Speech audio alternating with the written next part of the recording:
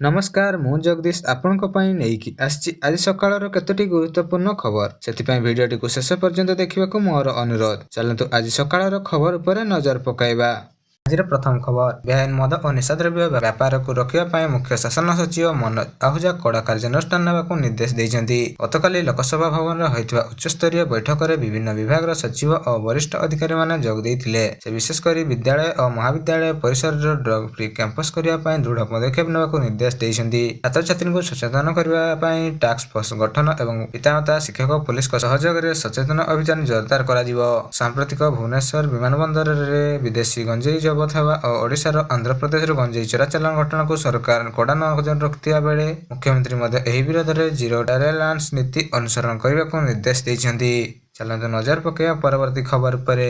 ପୁଣି ଏକ ଲଘୁଚାପ 48 ଘଣ୍ଟାରେ ବଙ୍ଗୋପସାଗରରେ ଲଘୁଚାପ କ୍ଷେତ୍ର ସୃଷ୍ଟି ହେବାର ସମ୍ଭାବନା ରହିଛି। ଏହାର ପ୍ରଭାବରେ 29 ତାରିଖ ଯାଏଁ ପ୍ରବଳରୁ ଅତି ପ୍ରବଳ ବର୍ଷା ହେବ ବୋଲି ପାଣିପାଗ ବିଭାଗ ପକ୍ଷରୁ ପୂର୍ବାନୁମାନ କରାଯାଇଛି। ପ୍ରବଳ ବର୍ଷା ନେଇ ରାୟଗଡ଼ା, ଗଜପତି ଜିଲ୍ଲାକୁ ଅରେଞ୍ଜ ୱାର୍ଣ୍ଣିଂ ଜାରି କରାଯାଇଥିବା ବେଳେ ଆଉ ବାକି 27 ଜିଲ୍ଲାକୁ ପାଣିପାଗ ବିଭାଗ ପକ୍ଷରୁ ୟେଲୋ ୱାର୍ଣ୍ଣିଂ ଜାରି କରିଛି ପାଣିପାଗ କେନ୍ଦ୍ର।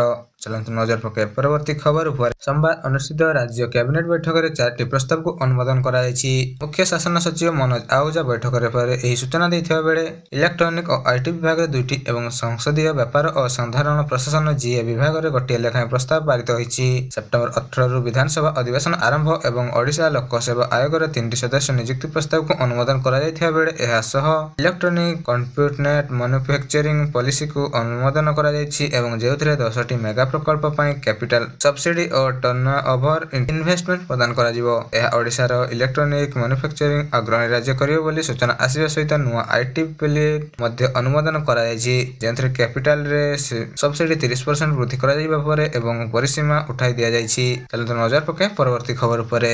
ଚାଷୀ ପଞ୍ଜୀକରଣ ପରେ ଓଡ଼ିଶା କଲା ସର୍ବକାଳୀନ ରେକର୍ଡ। ଯୋଗାଣ ମନ୍ତ୍ରୀ କୃଷ୍ଣଚନ୍ଦ୍ର ପାତ୍ର ଦେଲେ ବଡ଼ ସୂଚନା। ଏବେ ସୁଦ୍ଧା 18,50,983 ଚାଷୀ କରିଛନ୍ତି ପଞ୍ଜୀକରଣ।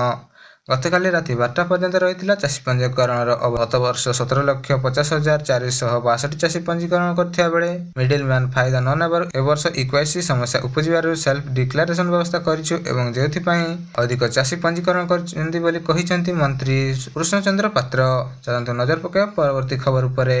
ଓଡ଼ିଶାକୁ ଦାଦନ ଶ୍ରମିକ ସମସ୍ୟାକୁ ସମ୍ପୂର୍ଣ୍ଣ ରୋକିବା ପାଇଁ ରାଜ୍ୟ ସରକାର ଏକ ବଡ଼ ବ୍ଲୁପ୍ରିଣ୍ଟ ପ୍ରସ୍ତୁତ କରିଛନ୍ତି। ଉପମୁଖ୍ୟମନ୍ତ୍ରୀ କନକ ବର୍ଦ୍ଧନ ସିଂଦେଓ ଏହି ସୂଚନା ଦେଇ କହିଛନ୍ତି ଯେ ଓଡ଼ିଶା ଶ୍ରମିକମାନେ ଯେଉଁ ରାଜ୍ୟକୁ ଦାଦନ ପାଇଁ ଯାଉଛନ୍ତି ସେହି ରାଜ୍ୟରେ ଏକ ଓଡ଼ିଶା ଟିମ୍ ପଠାଯିବ ଏବଂ ଏହି ଟିମ୍ ସେହି ରାଜ୍ୟର ସରକାରଙ୍କ ସହ ଆଲୋଚନା କରି ଦାଦନ କାରଣ ଖୋଜି ନିରାକରଣ ପାଇଁ ପଦକ୍ଷେପ ନେବ। ସିଂଦେଓ କହିବା ଅନୁସାରେ ଧାନ କ୍ୱିଣ୍ଟାଲ ପିଛା 800 ଟଙ୍କା ଇନପୁଟ ସବସିଡି ଯୋଗୁଁ ଦାଦନ ପାଇଁ ପରିମାଣ କମିଛି ଏବଂ ଏହାକୁ ସମ୍ପୂର୍ଣ୍ଣ ରୋକିବା ପାଇଁ ବିଭିନ୍ନ ଦିଗରେ ଉପରେ ଆଲୋଚନା ଜାରି ରହିଛି। ସରକାର ଏହି ସମସ୍ୟାର ମୂଳ କାରଣ ଚିହ୍ନଟ କରି ସ୍ଥାୟୀ ସମାଧାନ ପାଇଁ ପ୍ରୟାସ କରୁଛନ୍ତି ବୋଲି କହିଛନ୍ତି ଉପମୁଖ୍ୟମନ୍ତ୍ରୀ କନକ ବର୍ଦ୍ଧନ ସିଂଦେଓ। ଚାଲନ୍ତୁ ନଜର ପକାଇବା ପରବର୍ତ୍ତୀ ଖବର ଉପରେ। ରାଜ୍ୟରେ ବନ୍ୟା ସ୍ଥିତି ନେଇ ରାଜସ୍ୱ ମନ୍ତ୍ରୀ ସୁରେଶ ପୂଜାରୀଙ୍କ ପ୍ରତିକ୍ରିୟା। ବ୍ରାହ୍ମଣୀ ସତର୍କ ସଂକେତ ଉପରେ ରହିଥିବା ବେଳେ ଆଖୁଆପଦାରେ ବୈତରଣୀର ସ୍ଥିରତା ଅଛି। ରାଜଘାଟ ମଥାନୀରେ ସୁବର୍ଣ୍ଣରେଖା ସାମାନ୍ୟ ବିପଦ ସଂକେତ ଉପରେ ରହିଥିବା ବେଳେ ଯାଜପୁରରେ ସର୍ବାଧିକ 45 ଗାଁ 14 ପଞ୍ଚାୟତ ପ୍ରଭାବିତ ହୋଇଥିବା ବେଳେ ସମସ୍ତ ସେବା ଯୋଗାଇ ଦିଆଯିବ ବୋଲି ଜିଲ୍ଲାପାଳଙ୍କୁ ନିର୍ଦ୍ଦେଶ ଦିଆଯାଇଛି। ମୃତାହତ ଖବର ନାହିଁ। ବେଶୀ ସମୟରେ ପାଣିରେ ରୁହନ୍ତୁ ନାହିଁ। ସାପ ବିପଦ ରହିଛି। ଆଶ୍ରୟସ୍ଥଳୀକୁ ଆସନ୍ତୁ ଏବଂ ପୋଲିସକୁ ଘର ଜଗିବାକୁ ନିର୍ଦ୍ଦେଶ ଦିଆଯାଇଛି। କ୍ଷୟକ୍ଷତି ଆକଳନ ନିର୍ଦ୍ଦେଶ ଦିଆଯିବା ପରେ ପାଣି ଛାଡୁ ଛାଡୁ କ୍ଷୟକ୍ଷତି ପୂରଣ କରାଯିବ ବୋଲି କହିଛନ୍ତି ରାଜସ୍ୱ ମନ୍ତ୍ରୀ ସୁରେଶ ପୂଜାରୀ। ଚାଲନ୍ତୁ ନଜର ପକାଇବା ପରବର୍ତ୍ତୀ ଖବର ଉପରେ। ମୁଖ୍ୟମନ୍ତ୍ରୀଙ୍କ ବଡ଼ ଘୋଷଣା। ଓଡ଼ିଶା ଆଦିବାସୀ ଝିଅଙ୍କୁ ପାଇଲଟ ହେବା ପାଇଁ ସ୍ୱତନ୍ତ୍ର ଟ୍ରେନିଂ ଦିଆଯିବ। କ୍ୟାଡେଟ ପାଇଲଟ ପ୍ରୋଗ୍ରାମରେ ଏହି ସ୍ୱତନ୍ତ୍ର ଟ୍ରେନିଂ ଦିଆଯିବ ଏବଂ ପୂର୍ବାଞ୍ଚଳରେ ବେସାମରିକ ବିମାନ ପରିଚାଳନା ସମ୍ମିଳନୀରେ ମୁଖ୍ୟମନ୍ତ୍ରୀ ମୋହନ ଚରଣ ମାଝୀ ଏହି ଘୋଷଣା କରିଛନ୍ତି। ବିମାନ ଅଧୀନରେ କ୍ୟାଡେଟ ପାଇଲଟ ପ୍ରୋଗ୍ରାମ ଆରମ୍ଭ ହେବାକୁ ଯାଉଥିବା ବେଳେ ଯେଉଁଥିରେ ଆଦିବାସୀ ଝିଅଙ୍କୁ ପାଇଲଟ ହେବା ପାଇଁ ଟ୍ରେନିଂ ଦିଆଯିବ ବୋଲି କହିଛନ୍ତି ମୁଖ୍ୟମନ୍ତ୍ରୀ ମୋହନ ଚରଣ ମାଝୀ। ଏନେଇ ଢେଙ୍କାନାଳ ନିରାଶରେ ବିଶ୍ୱସ୍ତରୀୟ ବିମାନ ପ୍ରଶିକ୍ଷଣ କେନ୍ଦ୍ର ହେବ ଏବଂ ଭୁବନେଶ୍ୱର ବିମାନବନ୍ଦରରେ ଆହୁରି ଏମଆରଓ ସୁବିଧା ହେବ। ଏହା ସହ 14 ମାସରେ ଓଡ଼ିଶାର ବିମାନରେ 15ଟି ନୂଆ ସ୍ଥାନ ସହ ଯୋଡ଼ାଯିବ ବୋଲି ସୂଚନା ଆସିଛି। ଅନ୍ୟପକ୍ଷେ ଓଡ଼ିଶାକୁ ସବୁ ସହଯୋଗ ଦିଆଯିବ ବୋଲି କହିଛନ୍ତି କେନ୍ଦ୍ରମନ୍ତ୍ରୀ ରାମମୋହନ ନାଇଡୁ। ଚାଲନ୍ତୁ ନଜର ପକାଇବା ପରବର୍ତ୍ତୀ ଖବର ଉପରେ। ଧାନ କମୁଛି ବଢୁଛି ମାଣ୍ଡିଆ ଚାଷ। କେନ୍ଦୁଝର ଜିଲ୍ଲାରେ ବର୍ଷକୁ ବର୍ଷ ଧାନ ଚାଷ କମୁଥିବା ବେଳେ ମାଣ୍ଡିଆ ଚାଷ ବଢ଼ିବାରେ ଲାଗିଛି। କେନ୍ଦୁଝର ଜିଲ୍ଲାର 13ଟି ବ୍ଲକରେ ଚଳିତ ବର୍ଷ ମୋଟ 2,75,650 ହେକ୍ଟର ଜମିରେ ଚାଷ କରୁଥିବା ଲକ୍ଷ୍ୟ ରଖାଯାଇଥିବା ବେଳେ କୃଷି ବିଭାଗର ଲକ୍ଷାଧିକ କାର୍ଯ୍ୟ ଓ ଲକ୍ଷ୍ୟ ପୂରଣ ଭିତରେ ଅନେକ ବ୍ୟବଧାନ ରହୁଛି। ଯଦି 2023ର ତଥ୍ୟ ଅନୁସରଣ କରାଯାଏ ତେବେ ଖରିଫ ଋତୁରେ 1,55,000 ହେକ୍ଟର ଜମିରେ ଧାନ ଚାଷ ହୋଇଥିଲା। ସେହିପରି 2024ରେ ଏହା 1,49,000 ହେକ୍ଟର ହ୍ରାସ ପାଇଥିବା ବେଳେ ଯେଉଁଥିପାଇଁ 2025 ଚଳିତ ଖରିଫ ଋତୁରେ ମୋଟ 1,56,780 ହେକ୍ଟର ଜମିରେ ଧାନ ଚାଷ ପାଇଁ ଲକ୍ଷ୍ୟ ଧାର୍ଯ୍ୟ କରାଯାଇଛି। ଚଳିତ ବର୍ଷ ମଧ୍ୟ ଏହି ଲକ୍ଷ୍ୟ ପୂରଣ ହେଉନଥିବା ବେଳେ ଆଜି ସୁଦ୍ଧା ମୋଟ 1,50,000 ହେକ୍ଟର ଜମିରେ ଧାନ ଚାଷ କରାଯାଉଛି। ଅନ୍ୟପଟେ ଜିଲ୍ଲାର ପ୍ରତିବର୍ଷ ମାଣ୍ଡିଆ ଚାଷ ବଢ଼ିବାରେ ଲାଗିଥିବା ବେଳେ 2021ରେ 2,277 ହେକ୍ଟର ଜମିରେ ମାଣ୍ଡିଆ ଚାଷ ହୋଇଥିଲା। 2,325 ହେକ୍ଟର ଏବଂ 2023ରେ ଏହା 6,763 ହେକ୍ଟର ହୋଇଥିବା ବେଳେ 2024ରେ 8,736 ହେକ୍ଟର ଜମିରେ ମାଣ୍ଡିଆ ଚାଷ ହୋଇଛି। ଚଳିତ ବର୍ଷ 10,426 ହେକ୍ଟର ଜମି ମାଣ୍ଡିଆ ଚାଷ ପାଇଁ ଲକ୍ଷ୍ୟ ଧାର୍ଯ୍ୟ ହୋଇଥିବା ବେଳେ ଏଯାବତ୍ 8,359 ହେକ୍ଟର ଜମିରେ ଚାଷ ସରିଲାଣି ବୋଲି ସୂଚନା ଆସିଛି। କୃଷି ବିଭାଗର ତଥ୍ୟ ଅନୁସାରେ ଆଉ କିଛି ଦିନ ମଧ୍ୟରେ ପ୍ରାୟ 2,000 ହେକ୍ଟର ଜମିରେ ମାଣ୍ଡିଆ ଚାଷ ହେବ ବୋଲି ଆକଳନ କରାଯାଇଥିବା ବେଳେ ଧାନ ଚାଷ କମିବାର ମୁଖ୍ୟ କାରଣ ହେଉଛି ପରିଶ୍ରମ ବେଶୀ ଏବଂ ଆୟ କମ୍ ବୋଲି କୁହାଯାଉଛି। ଏହା ଏକ ପାହାଡ଼ିଆ ଜିଲ୍ଲା ହୋଇଥିବାରୁ ଅଧିକାଂଶ ଉଚ୍ଚ ଜମିରେ ଧାନ ଚାଷ ପାଇଁ ଜଳସେଚନ ସୁବିଧା ନାହିଁ ଏବଂ ଏହି କାରଣ ପାଇଁ ଚାଷୀମାନେ ଉଚ୍ଚ ବା ଢିପ ଜମିରେ ଆଉ ଧାନ ନକରି କମ୍ ଜଳ ଆବଶ୍ୟକ ହେଉଥିବା ମାଣ୍ଡିଆ, ମକା, ରାଶି ଭଳି ଚାଷ କରିବାକୁ ଆଗ୍ରହୀ ହେଉଛନ୍ତି।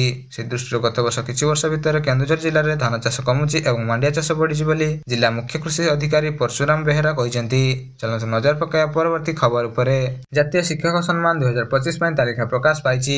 ଏହି ତାଲିକା ଓଡ଼ିଶାର 2 ଶିକ୍ଷକଙ୍କୁ ସାମିଲ କରାଯାଇଥିବା ବେଳେ ସେମାନେ ହେଲେ ମାଲକାନଗିରି ଶିକ୍ଷକ ବସନ୍ତ କୁମାର ରଣା ଓ କୋରାପୁଟ ଜିଲ୍ଲାର ତରୁଣ କୁମାର ଦାସ। କଣ୍ଡାଲ ନୂଆ ସରକାରୀ ଉଚ୍ଚ ବିଦ୍ୟାଳୟରେ ଶିକ୍ଷକତା କରୁଛନ୍ତି ବସନ୍ତ। ସେହିପରି କୋରାପୁଟ ପିଏମ୍ ଶ୍ରୀ କେନ୍ଦ୍ରୀୟ ବିଦ୍ୟାଳୟରେ ଶିକ୍ଷକ ଅଛନ୍ତି ତରୁଣ। ଆସନ୍ତା ଗୁରୁ ଦିବସରେ ଉଭୟଙ୍କୁ ରାଷ୍ଟ୍ରପତି ସମ୍ମାନ ଦିଆଯିବ ଏବଂ ଦିଲ୍ଲୀସ୍ଥିତ ବିଜ୍ଞପ୍ତି ଭବନରେ ହେବ ଏହି ସମାରୋହ।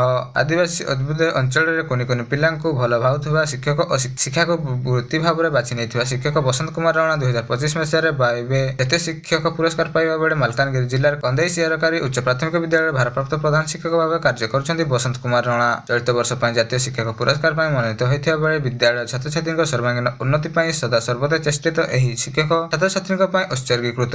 ସେ ଏହି ପୁରସ୍କାର ପାଇଁ 50,000 ଟଙ୍କା ଆର୍ଥିକ ରାଶି ଏବଂ ମାନପତ୍ର ସହ 5 ସେପ୍ଟେମ୍ବର 2025 ଦିନ ନୂଆଦିଲ୍ଲୀର ବିଜ୍ଞାନ ଭବନ ଠାରେ ଗ୍ରହଣ କରିବେ। ଏହି ଅବସରରେ ଜିଲ୍ଲା ଶିକ୍ଷକ ଅଧିକାରୀ ମାଲକାନଗିରି ଚିତ୍ତରଞ୍ଜନ ପାଣିଗ୍ରାହୀ ଉକ୍ତ ଶିକ୍ଷକଙ୍କୁ ଅଭିନନ୍ଦନ ଓ ଶୁଭେଚ୍ଛା ଜଣାଇଛନ୍ତି।